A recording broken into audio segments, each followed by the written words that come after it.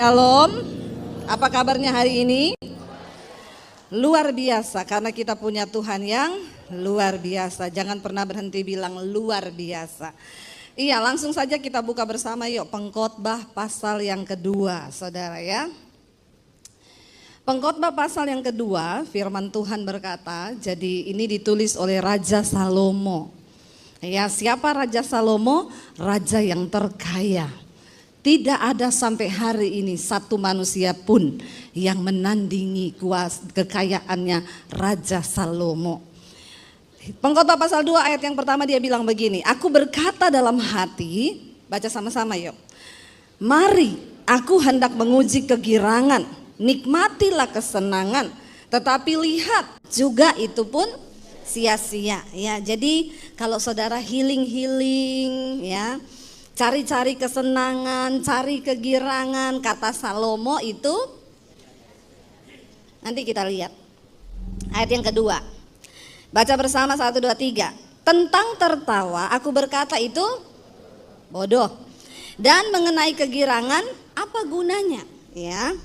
Ayat 3, aku menyelidiki diriku dengan menyegarkan tubuhku dengan anggur, sedang akal budiku tetap memimpin dengan hikmat dan dengan memperoleh kebebalan, sampai aku mengetahui apa yang baik bagi anak-anak manusia untuk dilakukan di bawah langit selama hidup mereka yang pendek itu. Saudara, mungkin ketika Salomo menulis ini, dia itu lagi merenung tentang hidupnya.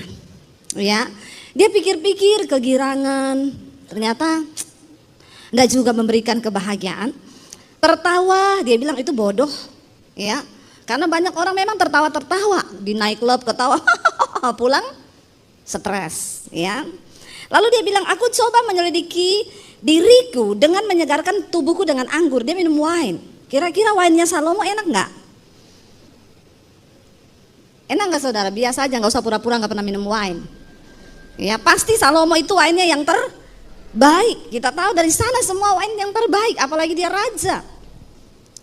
Dia mencoba minum wine, menyegarkan tubuhku dengan anggur, tetapi akal budiku tetap dalam diriku. Lihat, berarti dia nggak mabok. Amin. Ya, akal budiku tetap ada di kepala, kata Salomo. Aku minum wine, tapi akal budiku tetap di otak. Banyak orang minum wine, akal budinya pergi dari otaknya, ya enggak? Artinya mabok. Tapi Salomo enggak mabok, ya. Sampai aku mengetahui, dia itu lagi mencari apa sih yang bisa membahagiakan hidup manusia itu sebenarnya di dunia ini. Ini yang ngomong orang terkaya. Jadi yang baru mau belajar kaya, enggak usah banyak gaya. Amin. Saudara nggak percaya saya bilang Salomo ini orang terkaya. Saudara, kekayaan Salomo itu tercatat kalau saudara nanti baca dalam 1 Raja-Raja pasal 10 ayat 14 dan 15. Coba kita baca dulu untuk meyakinkan saudara ya. 1 Raja-Raja 10 ya ayat 14 sampai ayat 15, baca bersama. Adapun emas yang dibawa kepada Salomo itu dikatakan apa? Dalam 1 tahun beratnya berapa? 666 talenta, belum terhitung yang didapat dari siapa? Saudagar-saudagar dan dari pedagang-pedagang dan dari semua raja Arab dan bupati-bupati di negeri itu. Saya mau kasih tahu sama saudara. Ya, adapun emas yang dibawa kepada Salomo itu 1 talenta sama dengan 32 kilo. 1 talenta emas, 32 kilo. Yang dibawa kepada Salomo itu setiap bulan, setiap tahun dikatakan tadi berapa? 666 talenta. Ya, coba kalau saudara kalikan kilo lalu dikalikan gram, itu jatuhnya 21.312 kilogram setiap tahun. Ya, 21.300 kalau dikalikan gram, taruhlah emas 800 ya, atau sekarang 1 juta ya kayaknya ya, kita mainlah di angka 1 juta. Ya, berarti saudara setiap ya tahun ya, kalau kita kali 40 tahun aja langsung ya, Salomo berkuasa 40 tahun. Itu sekian 800 sampai 900, hampir 900 triliun setiap tahun. Itu baru emas yang dibawa kepada dia, belum termasuk yang disetor sama raja-raja bupati-bupati, bahkan raja Arab. Jadi saudara, setiap tahun emas yang pasti dia miliki itu 800 triliun. Belum termasuk dia punya kapal-kapal yang berlayar saudara, yang ambil rempah-rempah, ambil semua kekayaan. Itu hanya yang dicatat saja setiap tahun dia dapat. Orang terkaya di dunia kekayaannya sekarang 3.500 triliun sekian. Salomo dalam waktu 1 tahun 800 sampai 900 triliun. Ya, belum dikali dengan istana yang dia bangun, emas-emas yang dia punya, kayu aras, minyak mur, semua kekayaannya dia. Makanya benar Alkitab berkata tidak ada orang terkaya lagi selain Salomo yang pernah ada di dunia. Bayangkan loh. Dia menulis tertawa sia-sia. Ya, tertawa itu bodoh. Coba kita lanjutkan ayat yang Pengkhotbah pasal 18 pasal 2 tadi. Ya, sekarang kita sudah sampai di dia mencoba apa ya? Menemukan sesuatu di bawah hidup ini, di umur kita yang pendek ini. Ayat 4 dia bilang, lalu dia melihat ya, ternyata yang terbaik bagi anak manusia itu, ayat 4 kita baca bersama. Lalu aku melakukan apa? Pekerjaan besar, mendirikan rumah-rumah. Ya, dia coba membangun rumah-rumah besar, menanami kebun-kebun anggur. Dia coba bergerak di bidang properti, perkebunan. Ya, anggur zaman itu mahal, saudara. Ayat 5 dia bilang apa? Aku mengusahakan bagiku kebun-kebun dan taman-taman dan menanaminya dengan rupa-rupa pohon buah-buahan. Ya, dia mencoba mencari kesenangan nih. Properti, perkebunan semua, pertanian. Lalu gak cukup di situ ayat 6. Aku menggali bagiku kolam-kolam untuk mengairi dari situ tanaman pohon-pohon muda. Ayat yang ke-7. Aku membeli budak-budak laki-laki dan perempuan, dan ada budak-budak yang lahir di rumahku. Aku mempunyai juga banyak sapi, banyak kambing domba, melebihi siapapun yang pernah hidup di Yerusalem sebelum aku. Dia bergerak sampai ke peternakan. Ya, budak dia punya banyak, saudara. Zaman itu orang kaya itu punya banyak budak. Salomo punya semuanya. Ayat 8 dia bilang di sana apa? Aku mengumpulkan bagiku apa? Perak dan emas, harta benda raja-raja dan daerah-daerah. Saudara, harta kalau yang bawa emas kepada Salomo itu raja-raja Arab. Itu emas-emas tua. Perak-peraknya, belum batu-batu berlian yang dia punya, batu permata yang dia punya itu, saudara, tidak ada yang bisa menandingi harga. Ya, dan kalau ditaksir memang benar Salomo ini kaya banget. Dia kumpulin harta semuanya punya, saudara. Makanya kalau hari ini engkau berpikir kekayaan, harta yang kau punya, berlian yang besar-besar, itu akan membuat engkau bahagia. Maaf loh, kita belajar dari seorang yang sudah punya semuanya. Kalau saya yang ngomong kan saudara bisa bilang, Bu Debbie ngomong gitu karena rumahmu gak sebesar aku. Ya, perhiasanmu gak sebesar aku, berlianmu gak sebesar aku, di lemariku ada berlian segini. Salomo yang ngomong, bukan saya. Salomo, catat baik-baik. Orang yang terkaya dari orang yang pernah ada di muka bumi. Semua dia punya. Dia coba bekerja semua mencari kesenangan bagi dirinya. Dia tidak temukan. Ya, bergerak di bidang perkebunan, dia coba mencari sesuatu, enggak bahagia, dia enggak dapat apa-apa. Dia mengumpulkan baginya juga perak, emas, harta benda raja-raja loh, bupati semua. Kenapa saudara? Salomo itu pada waktu Salomo ini raja ketiga. Raja pertama adalah Saul. Ketika Saul mati, Tuhan mengangkat Daud menjadi raja. Lalu ketika Daud itu mengalahkan semua tanah-tanah, dia rebut untuk Israel, dan Daud itu tangannya banyak darah karena dia banyak bunuh untuk merebut tanah. Makanya ketika Daud di hari tuanya, dia mau mendirikan rumah bagi Tuhan. Tuhan bilang, enggak, kamu enggak bisa mendirikan rumah bagiku. Karena tanganmu itu berlumuran darah. Anakmu yang akan membangun rumah bagiku, yaitu Salomo. Kenapa? Ketika Salomo naik menggantikan bapaknya Daud menjadi raja ketiga, dan Salomo itu udah enggak perang. Karena Israel sudah aman. Israel itu dia menguasai kerajaan itu dari ujung sampai ke ujung. Makanya semua membawa upeti kepada Salomo. Bupati, raja-raja Arab, Mesir semua menyerahkan emas. Bahkan Salomo kawin sama anaknya Fir'aun, raja Mesir. Ya, jadi saudara dia banget kayanya luar biasa. Tapi ketika Salomo mau menjadi raja, satu hal yang dia minta sama Tuhan, dia berdoa, dia bilang apa? Tuhan, aku minta kepadamu bukan kekayaan. Aku minta kepadamu hikmat. Agar aku bisa menjalankan pemerintahanku itu dengan hikmat yang dari Tuhan.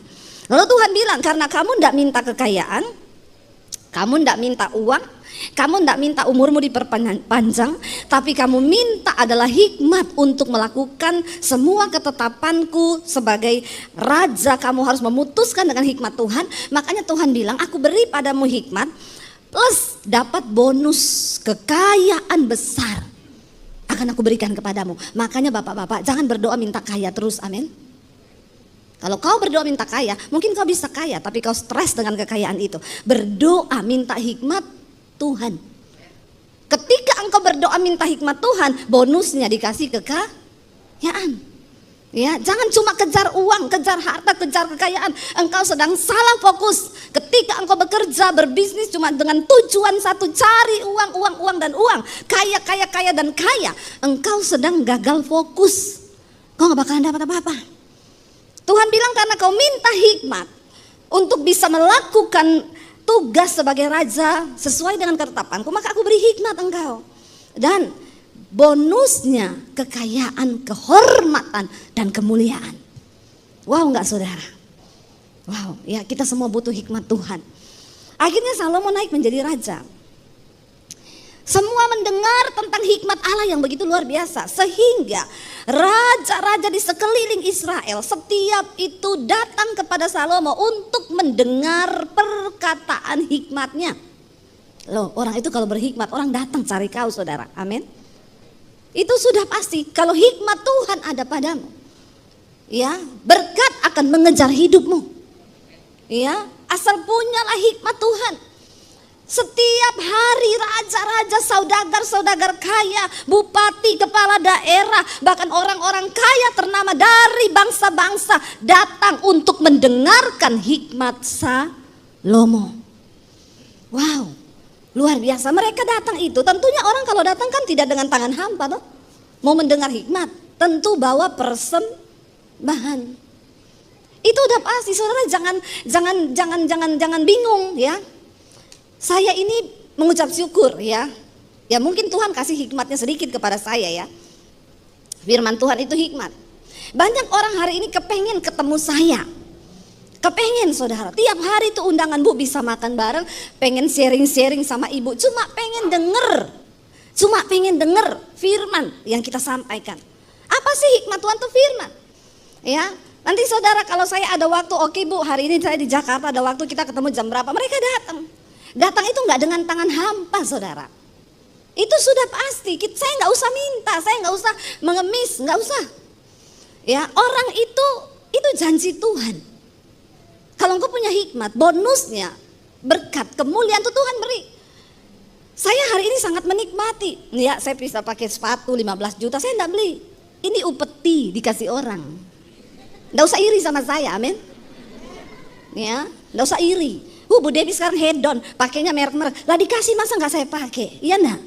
Ya dikasih dipakai dong. Salomo dikasih ya diterima. Masa disuruh bawa pulang? Saya pakai tas mahal, itu enggak saya beli. Upeti. Yang penting jangan minta. Loh orang itu pengen ketemu saya itu kalau dia ngasih sesuatu saya terima senang, dia senang loh. Senang banget loh. Ya, apalagi kalau saya pakai, bu saya senang banget. Ibu pakai baju saya, aduh saya senang banget loh saudara. Ya, senang dia. Jadi saya nih baju, sepatu udah nggak usah beli, tas nggak beli saya. Ya, orang itu pengen ketemu, dengar hikmat Tuhan, ngobrol, kasih tahu janji Tuhan, kasih tahu firman Tuhan, senang mereka. Dan yang pengen ketemu itu juga bukan hanya orang-orang biasa, saudara, orang-orang luar biasa. Ya, saya ditelepon, ibu bisa makan nggak, bu bisa ini nggak? Ya itu janji Tuhan. Nggak usah iri kalau ada pendeta diajak makan sama pejabat, ya memang ya sudah itu. Ya, ada yang bilang Bu Devi sekarang sombong, nggak mau diundang di gereja saya, katanya full. Lah dulu saya nggak ada jadwal, kau tidak undang saya. Dulu saya nggak ada jadwal saudara, nggak ada pelayanan, saya tawar-tawarkan diri, orang nggak mau. Ya Pak undang saya lah di gerejamu, enggak, siapa kamu Debbie Basir? Nah, sekarang setelah saya begini, kok ibu nggak mau datang? Bukan nggak mau datang, memang Tuhan itu membawa kita itu ya gimana ya, diakui atau tidak saudara. Saya pun tidak bermimpi dan tidak pernah berharap ada di tempat seperti hari ini. Banyak orang yang kepengen ada tempat seperti hari ini, tapi juga nggak bisa. Itulah anugerah, amin. Minta hikmat Tuhan. Salomo tidak bisa menolak. Orang bupati datang, raja-raja Arab datang minta janji. Pasti sekretarisnya Salomo bilang, Pak, Raja Arab, saya mau ketemu Raja Salomo kapan ya? Saya mau datang bawa upeti, mau dengar hikmat, kata Alkitab. Maaf ya Pak, ini Raja Salomo sudah full, bisanya tahun depan, mau enggak? Mau ya enggak? Iya, bayangkan semua saudagar orang kaya-kaya pengen ketemu. Ya pasti ada jadwalnya. Ya ada jadwalnya. GSJS Bu minta tiap bulan, enggak bisa Pak. Ya, nanti tahun depan lagi kita ketemu. Kan dibagi-bagi tuh saudara. Saudara, itu janji Tuhan. Salomo menikmati kelimpahan apa yang Tuhan janjikan. Hikmat aku berikan plus kemuliaan, kehormatan. Orang akan mencari engkau karena hikmat Allah yang ada di dalam dirimu, kata Tuhan. Oh, raja-raja pengen ketemu loh. Saudara, akhirnya dia itu dalam kekayaannya, dia mencoba menemukan kebahagiaan loh.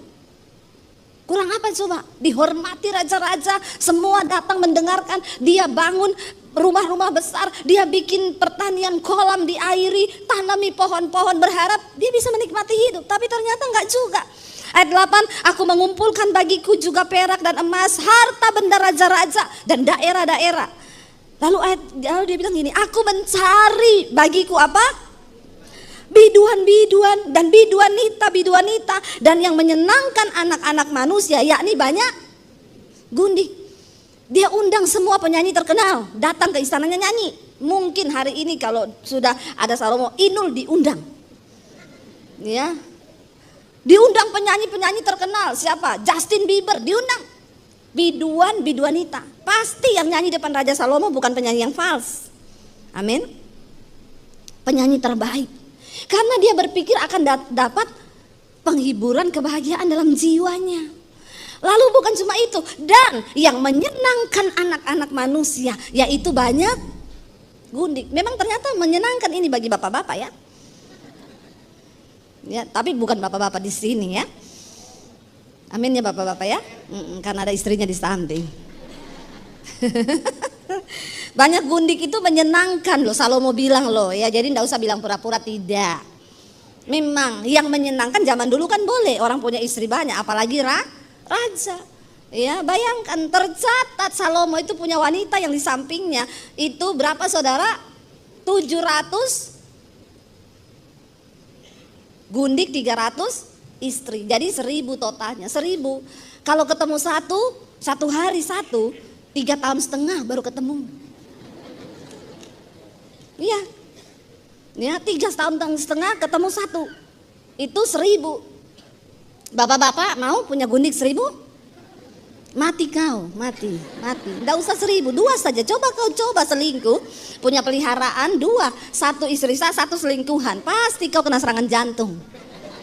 Cekot-cekot jantungmu ya. Siapa bilang enak? Nggak enak. Ini Salomo loh, orang kaya yang sudah menulis ini. Ya kaya banget, boleh, dia raja, bebas mau pilih siapa aja yang dia mau nikahi, semua yang tercantik dari semua wilayah.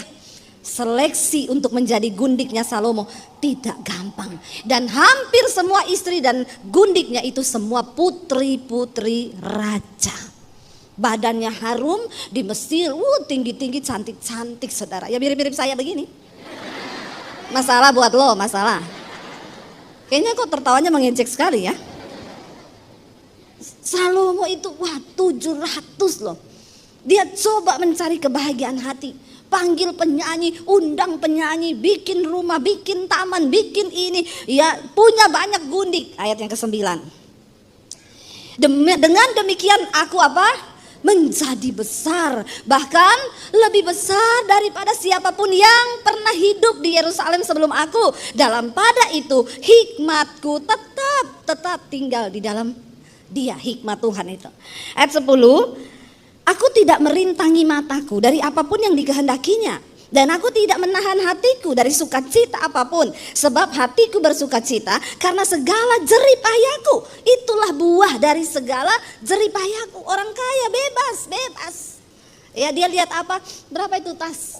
Ya, 4 triliun beli. Kalau saudara masih pakai yang cuma 1 M, enggak usah sombong, enggak usah. Salomo itu tasnya 4 triliun. Amin. Orang Indonesia itu ya baru pakai harganya 1 M, jalannya udah beda. Ketemu orang nggak mau senyum, alergi. Ya, apalagi ada yang mereknya begitu tapi belinya di pasar Atom. Lebih sombong lagi kau, pakai palsu, kepalanya diangkat tinggi. Nggak usah ya. Jangan sombong ya. Salomo dia nggak merintangi matanya dari apa yang dia pengen, dari apa yang dia lihat. Ya, lewat berapa itu mobil berapa? 10 triliun beli. Ya, beli. Orang setahun 800 triliun itu yang tidak terhitung, itu cuma yang sudah pasti, belum yang lain. Bebas, orang kaya mah bebas, betul gak? Saya mau bilang hari ini supaya kita ini tidak usah sombong. Kalau baru punya kekayaan belum 1 triliun udah sombong. Belajar dari Salomo, amin. Tidak usah sombong, semua yang kita punya ini hanya anugerah Tuhan. Dan dengar apa yang Salomo ngomong hari ini, ya membuka mata kita. Ya, dia tidak pernah menghalangi matanya dari apa yang diinginkan. Ya beda sama kita kan. Saya sama suami kalau jalan di Plaza Indonesia, keren tuh kemeja, mundur, lihat harganya berapa? 4 juta, mahal. Ngeri. Ya, kami merintangi mata kami dari apa yang diingininya. Karena memang ya sayang walaupun boleh bisa beli, tapi aduh uang segitu ya buat apa ya? Cuma untuk sesuatu yang kecuali dikasih ya wes pakai. Tapi Salomo nggak dirintangi loh, apa yang dia mau? Matanya pengen, ikut, ambil semua, pengen cewek cantik itu siapa? Cantik banget, raja mau, bawa pulang ke istana. Coba toh. Siapa yang seperti Salomo? Coba, bapak-bapak di sini coba. Tuh cewek cantik baru begini aja udah dicari sini. Siapa? Ya, jaga matamu kuy loh. Salomo tidak. Matanya lihat apa, pengen apa tinggal tunjuk, datang. Coba ya, orang seperti itu kok ada ya. Ayat dia bilang kenapa? Karena semua jerih payahku itu, semua ini aku dapat karena jerih payahku. Itulah buah dari segala jerih payahku. Dia memang bekerja ya, dia pantaslah dia raja. Ayat 11. Ketika aku meneliti segala pekerjaan yang telah dilakukan tanganku dan segala usaha yang telah kulakukan untuk itu dengan jerih payah, lihatlah segala sesuatu adalah kesia-siaan dan usaha menjaring angin. Memang tak ada keuntungan di bawah matahari. Siapa yang bisa menjaring angin? Saudara tahu apa maksudnya menjaring angin? Ya coba saudara pakai jaring, ada angin lewat di jaring, bisa enggak angin di jaring? Enggak bisa. Artinya apa? Semua kosong, hampa. Ketika engkau mencari kebahagiaan di luar Tuhan, semua hanya kehampaan. Saudara pengen mobil ini, saudara nabung, saudara cari duit, setelah saudara dapat mobil itu, bosan gak? Bosan, cuma 21 hari kita senang dengan sesuatu yang baru. Setelah itu semua menjadi kebiasaan. Ibu-ibu kau beli tas 500 juta 1 M, ya cuma 21 hari kau senang. Setelah itu kau bosan, pengen lagi yang baru. Itu usaha menjaring angin. Gak ada apa-apa di dalam segala sesuatu di dunia ini, di bawah matahari. Ayat 12. Lalu aku berpaling untuk meninjau hikmat, kebodohan, dan kebebalan. Sebab apa yang dapat dilakukan orang yang menggantikan raja? Hanya apa yang telah dilakukan orang, ya. Dan aku melihat bahwa hikmat melebihi kebodohan, seperti terang melebihi kegelapan. Ayat 14. Mata orang berhikmat ada di kepalanya, sedangkan orang yang bodoh berjalan dalam kegelapan. Tetapi aku tahu juga bahwa nasib yang sama menimpa mereka. Walaupun orang berhikmat, yang satu bodoh, tapi nasib yang sama menimpa. Ya, dia bilang orang bodoh mati, orang berhikmat juga mati. Ternyata sama-sama mati juga. Ayat yang ke-15, maka aku berkata dalam hati, baca bersama, nasib yang menimpa orang bodoh juga akan menimpa aku. Untuk apa aku ini dulu begitu berhikmat? Lalu aku berkata dalam hati bahwa ini pun mulai stres dia. Mulai stres. Ternyata orang itu kalau terlalu kaya juga bisa stres loh saudara. Bisa stres loh. Ya, ketika jadi orang kaya semua yang dia pengen bisa ya. Makanya saya bilang sama suami saya, kita ini dulu saudara punya uang ya, punya uang mau beli, dulu belum punya uang ya, kalau lihat Starbucks itu pengen beli, enggak bisa beli. Karena enggak punya uang. Waduh, kopi kok harganya segitu, beli beras dapat 2 kilo. Enggak jadi, sayang, biar bisa buat beli susu anak. Sekarang ya bisa beli, tapi diet. Diet. Ya ampun, minum kayak gitu ya, kita ini lagi diet loh, perut makin besar, badan makin berat. Kenapa? Saya sama suami ini lagi menurunkan berat badan. Bukan untuk umur panjang, bukan. Jangan salah saudara. Engkau nge-gym, engkau diet, engkau minum vitamin, bukan untuk memperpanjang umur. Karena umur tetap di tangan Tuhan. Kenapa kita ini menurunkan berat badan? Karena hidup ini sudah berat, pergumulan juga berat. Kalau badanmu berat, maka tambah beratlah hidupmu, amin. Jangan berat-berat badanmu, amin. Ya, itu saja, itu, cuma itu. Kenapa kita pengen kurus? Ya supaya hidup ini tidak terlalu sebab pergumulan akan berat. Nasib yang sama menimpa orang bodoh dan orang bijak. Ya, pergumulan akan tetap datang. Kematian akan tetap menghampiri. Jangan kau pikir setelah kau nge-gym, kau olahraga, umurmu panjang. Ada atlet di gym mati di gym ketiban alat berat. Iya toh? Masih muda enggak? Muda, sehat, badannya kering, ototnya kenceng. Tapi ternyata enggak sanggup menahan beban alat. Mati di tempat gym. Jadi kita ini olahraga, kita sehat, kita ini mau menurunkan badan, minum vitamin, bukan untuk umur panjang. Jangan sesat. Hanya untuk supaya engkau hidup sehat. Itu aja ya, karena kalau sakit-sakitan pelayanan, kita ini pelayanan ya tiap hari turun naik pesawat, turun naik mobil, turun naik kereta, kemana-mana. Bayangkan koper udah berat, kalau badan berat. Nggak enak saudara, nggak enak. Ya, jadi kita mengurangi, ya nggak usah harus minum obat, harus begini, nggak usah, ubah lifestylemu. Kalau tadinya makan nasi satu-satu, bahkan kadang 1,5, sekarang nggak, 1 nasi bagi 2. Nggak usah yang terlalu aneh-aneh. Ya sekarang kurangi, nggak usah makan roti, nggak usah makan gula, ya pokoknya ya hidup sehat lah saudara. Ya itu aja. Salomo berkata di sini, dia bilang ya nasib itu menimpa semua orang bijak, semua orang berhikmat juga nasibnya sama. Apa yang menimpaku? Jadi aku pikir dalam hati, aku berkata, ya kenapa dulu aku ini terlalu berhikmat? Tapi lihat ayat 16. Karena tidak ada kenang-kenangan yang kekal, baik dari orang yang berhikmat maupun dari orang yang bodoh. Sebab pada hari-hari yang akan datang, semuanya itu sudah dilupakan dan orang yang berhikmat mati juga, seperti juga orang bodoh, dua-dua mati. Dan gak ada kenangan yang kekal. Orang berhikmat mati, orang bodoh mati, dua-dua dilupakan. Nggak ada saudara, seberhikmat apapun ya atau sebaik apapun suamimu, ada ibu-ibu yang bilang begini, suamiku jangan ditaruh di kuburan ya, biar dia tetap di kamar sini diawetkan. Ada? Supaya kita tetap ingat dia terus. Nggak ada toh? Yang ada saudara takut, saudara nggak berani tidur di rumah itu, bahkan semua orang takut, ada setan di situ. Ya baik apapun kau, kalau sudah mati tetap kau dianggap setan. Ya enggak? Bener kan? Bener. Jadi dia bilang semua sama nasib ini. Orang bodoh mati, orang bijaksana mati. Ayat 17. Oleh sebab itu aku membenci hidup. Orang terkaya, berhikmat, punya semuanya. Sempat keluar kata-kata, dia bilang aku membenci hidup. Stres.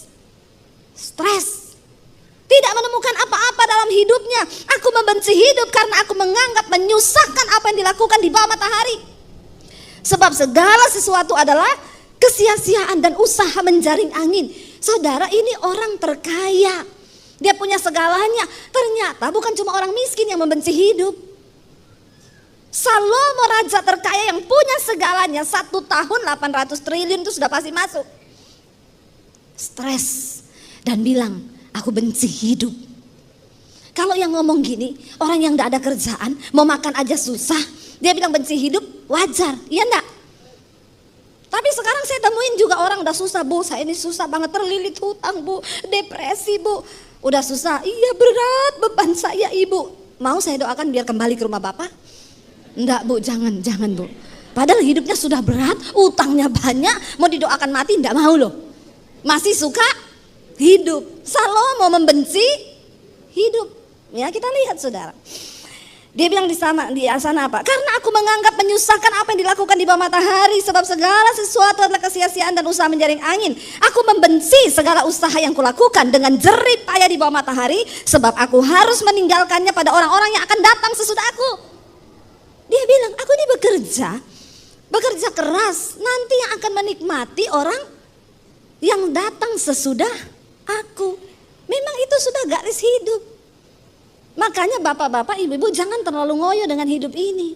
Nanti kita lihat apa yang dibilang Salomo pada akhirnya. Engkau berusaha, jerih, lelah, bersusah payah, kau mati, kau tinggalkan itu semua bagi orang yang hidup. Dan belum tentu orang itu bersusah payah. Ya, dia menikmati semua yang sudah kau tinggalkan. Dan siapakah, ayat 19, dan siapakah yang mengetahui apakah orang itu berhikmat atau bodoh? Meskipun demikian, ia akan berkuasa atas segala usaha yang kulakukan di bawah matahari. Jadi dia bilang, kalau aku mati, kan nanti yang gantikan aku, iya kalau dia berhikmat. Sebetulnya itu orang bodoh yang menggantikan aku. Konyol enggak saudara? Konyol kan? Saya sudah setengah mati berhikmat, yang menggantikan saya itu orang bodoh. Siapa yang tahu? Ya, dan dengan jerih payah dan dengan mempergunakan hikmat itu pun sia-sia. Ayat 20. Dengan demikian aku mulai putus asa. Ada di antara saudara yang hari-hari ini sudah mulai putus asa dengan hidupmu? Engkau tidak menemukan ketenangan, kenyamanan. Ya, hati-hati loh saudara terhadap segala usaha yang kulakukan dengan jerih payah di bawah matahari. Ayat 21. Sebab kalau ada orang berlelah-lelah dengan hikmat, pengetahuan dan kecakapan, maka ia harus meninggalkan bahagianya itu kepada orang yang tidak berlelah-lelah untuk itu, yang menikmati nanti orang lain. Dikatakan di sana, ini pun kesia-siaan dan kemalangan yang besar. Jangan sampai kita ini di dunia sudah bercapek-capek berlelah-lelah cari uang, cari harta, tapi kita tidak dapat karunia untuk menikmati semua berkat yang Tuhan beri. Makanya saya selalu berkata, penjaga villa lebih menikmati daripada yang punya. Ini loh maksudnya Salomo itu. Ya, yang punya villa di Jakarta cekot-cekot bayar cicilan, ditagih pajak, dikejar-kejar. Penjaga villa anaknya berenang, istrinya goreng pisang. Yang jaga villa merokok di samping kolam. Sini nak makan pisang goreng. Ini nasib yang menimpa.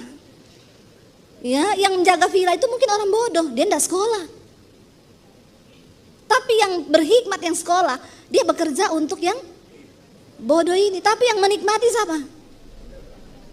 Saya tanya, Bapak jaga villa sudah berapa lama? 20 tahunan ada Bu. Terus kalau villa rusak, saya telepon yang punya villa, dia yang benerin.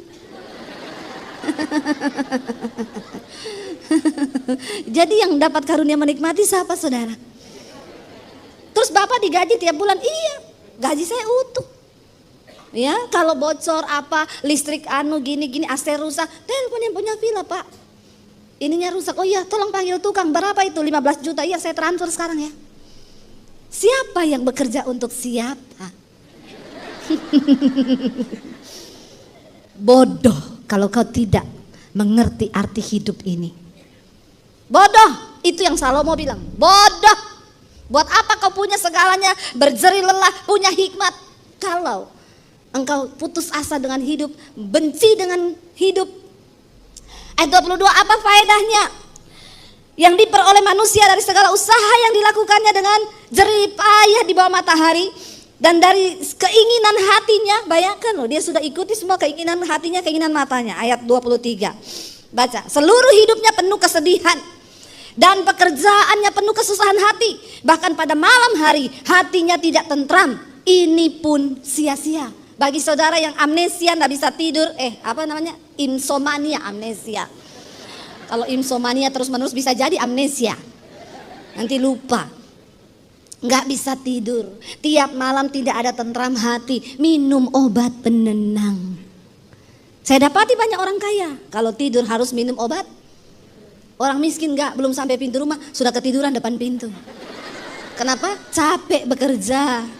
Capek, makanya saya kalau orang kaya Bu Debbie doakan saya Bu. Kenapa? Saya hari-hari ini tidak bisa tidur. Saya cuma bilang, Bapak Ibu kurang capek itu. kurang capek. Coba lari-lari keliling rumah 10 putaran. Kau pulang pasti kau tidur. Kalau tubuhmu capek, maka otakmu juga ikut tidur. Tapi kalau tubuhmu kurang capek, otakmu capek, itu kau enggak tidur. Ya, tukang ojek yang kerja seharian capek, belum pulang, baru geletak lepas helm udah tidur di kursi. Ini pun adalah sia-sia. Yang kaya turun pakai sopir mobil mewah masuk, enggak bisa tidur di tempat tidur, bolak-balik ingat hartanya, kerjaannya, hatinya enggak tentram. Ya, mudah-mudahan ada yang mendengarkan di sini nih, yang enggak bisa tidur kalau malam. Ini pun sia-sia. 24 baca. Tidak ada yang lebih baik bagi manusia, ya, dia bilang, daripada apa? Makan dan minum dan bersenang-senang dalam jeripayahnya. Apa yang paling bagus kata Salomo? Bersukaria dalam jeripayahmu itu makan minum, bersukacita, makan minum. Tapi dia bilang apa? Aku menyadari bahwa ini pun, biar kau punya uang, biar kau punya segalanya, kesenangan, kebahagiaan itu hanya datang dari tangan Tuhan. Tepuk tangan buat Tuhan. Tuhan, hanya dari tangan Tuhan. Sekaya apapun engkau, ini yang tulis Salomo, yang setahun sudah pasti masuk berapa tadi? 800 triliun. Saya tuh coba bayangkan, andai ku punya 1 triliun. Kalau saudara dikasih 1 triliun hari ini, mau apa saudara? Kipas-kipas bu. Salomo setahun dapat 800 triliun. Belum emas tua setoran raja-raja Arab. Itu bisa ngomong, aku membenci kehidupan. Karena kepuasan jiwa manusia hanya bisa diisi oleh sesuatu yang tidak terbatas. Manusia itu jiwanya terbatas. Salomo itu manusia itu jiwanya nggak terbatas. Dia coba cari gundik, dia coba undang penyanyi, apa yang hatinya ingin dia dituruti, ini dia turuti. Tapi ternyata nggak bisa bikin kesenangan jiwa. Kenapa? Karena jiwa manusia tidak terbatas. Yang tidak terbatas nggak bisa diisi dengan yang terbatas. Uang tidak akan pernah bisa memuaskan jiwa. Apa yang bisa puaskan jiwa? Sesuatu yang tidak terbatas, yaitu hanya Tuhan yang tidak terbatas. Dia bilang yang terbaik bagi manusia makan, minum, bersenang-senang dalam jeripayahnya di dunia ini. Tapi aku pun menyadari bahwa itu hanya datang dari tangan Tuhan. Ayat 25. Karena siapa dapat makan dan merasakan kenikmatan? Siapakah yang dapat makan dan merasakan kenikmatan di luar Tuhan?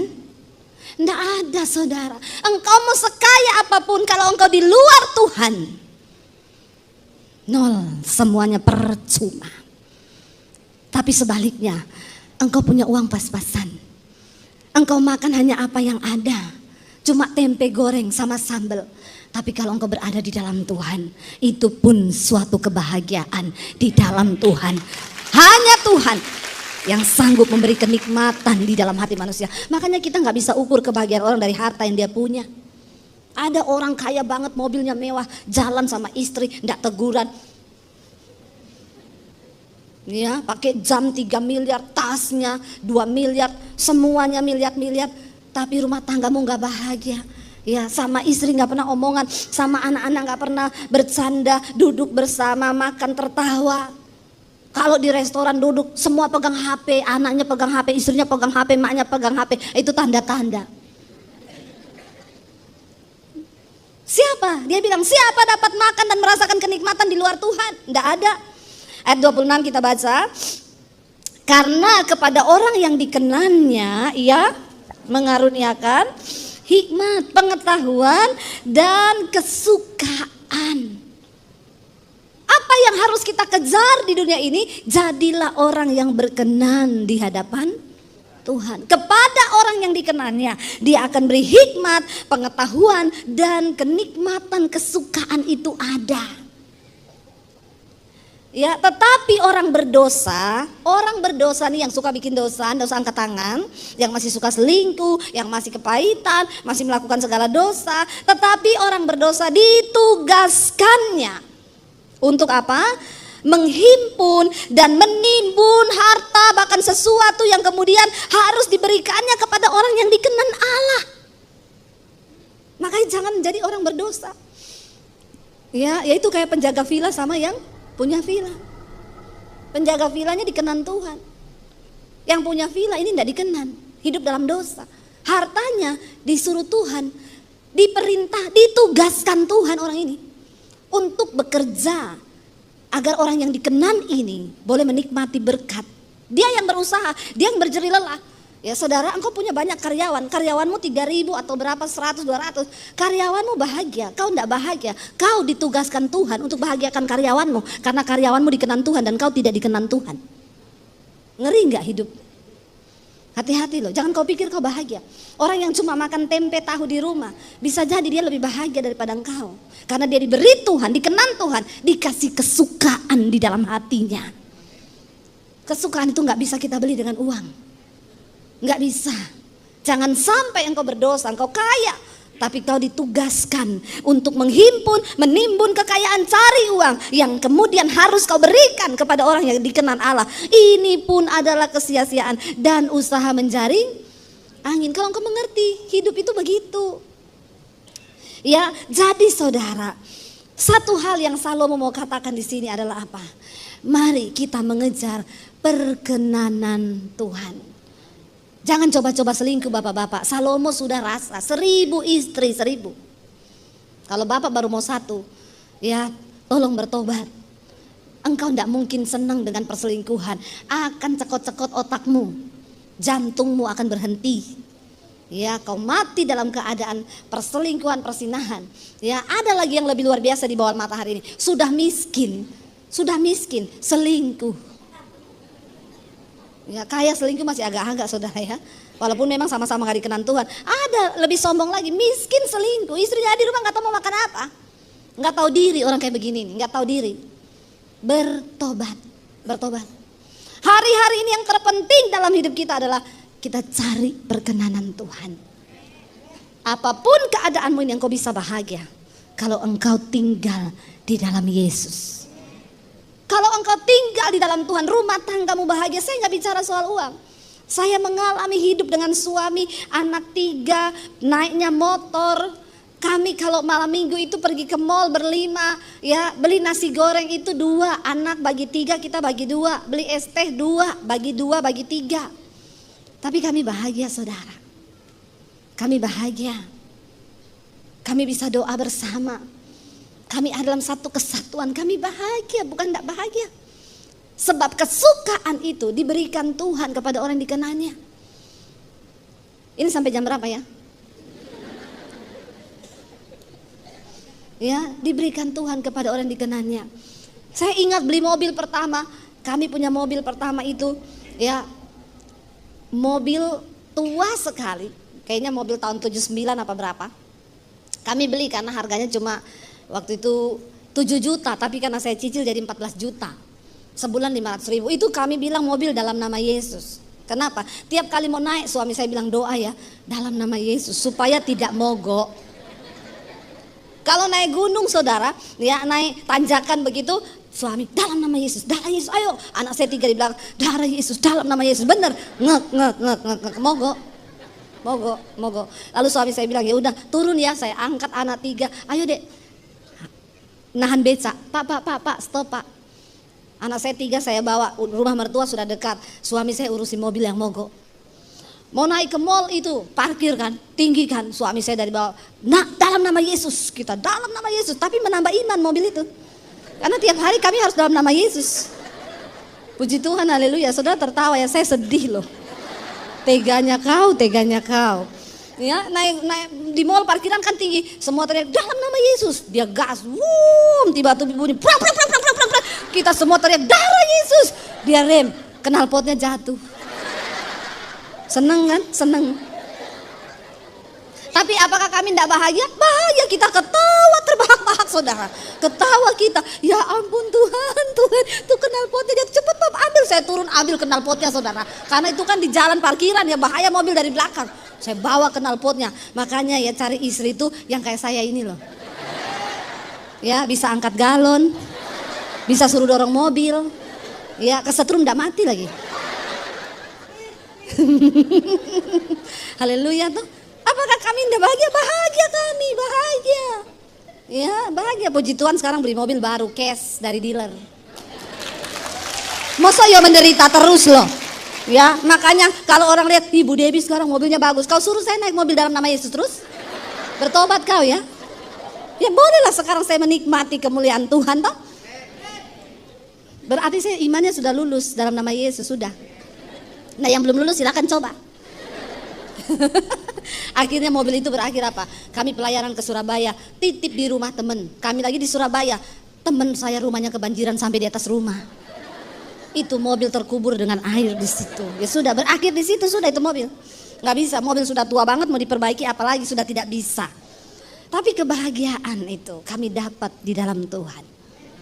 Hanya di dalam nama Yesus itu ada penghiburan, ada kesukaan. Ayo kita bangkit berdiri yuk. Ya sudah selesai ini saudara, waktunya udah habis. Saudara, kita percaya bahwa perkenanan Tuhan itu lebih dari segala-galanya. Kita percaya dalam setiap musim hidup kita, waktu kita berjalan bersama dengan Tuhan, disitulah kita menemukan saudara, ada kesukaan yang Tuhan berikan. Ada penghiburan dalam Tuhan. Kita bisa menikmati bukan karena merek yang kau pakai, bukan karena apapun di hidup ini, tapi di dalam Tuhan. Mari kita mau bilang, kami mengucap syukur Tuhan karena